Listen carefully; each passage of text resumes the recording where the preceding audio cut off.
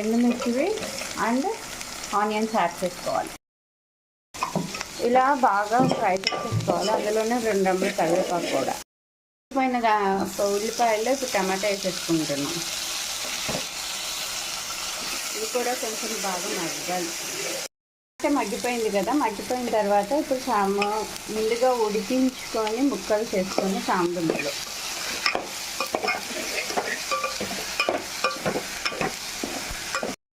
Fry అవుతున్న చామగడ్డల్లో కొంచెం పసుపు, మళ్ళీ కారం,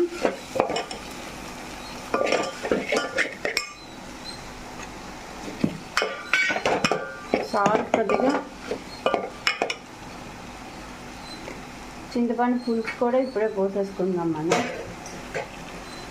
అంత లేట్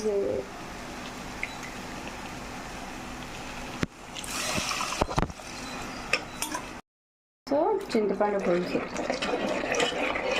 వాటర్ పోసేసుకొని బాగా మరగబెట్టేసుకొని అందులో కొంచెం ఎండు కొబ్బరి, వెల్లుల్లిపాయ ఇవన్నీ దంచిన పేస్ట్ వేసేసుకోవాలి అంతే.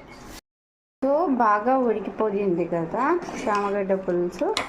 ఇందులో కొంచెం బెల్లము, అలాగే ఎండు కొబ్బరి, వెల్లుల్లిపాయ, కొంచెము అల్లము, ధనియాలు మొత్తం కలిపి రోట్లో దంచుకున్న పౌడర్ మొత్తం వేసేసుకొని మిక్స్ చేసేసి, అలానే కొంచెం కొత్తిమీర కూడా యాడ్ చేసుకొని ఒక పొంగు వచ్చిన తర్వాత దించేసుకోవడమే. వెరీ టేస్టీ చామగడ్డ పులుసు రెడీ అయిపోయింది.